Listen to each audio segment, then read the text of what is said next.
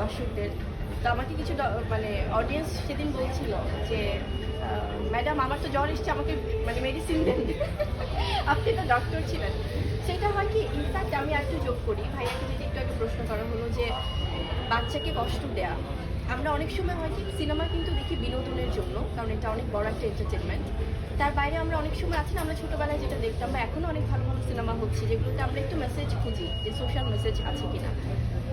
কারণ সিনেমা এমন একটি মাধ্যম একটি সোসাইটিতে যেটা অনেক কিছু চেঞ্জ করে দেয়, হয়তো মানে একদিনে সম্ভব না।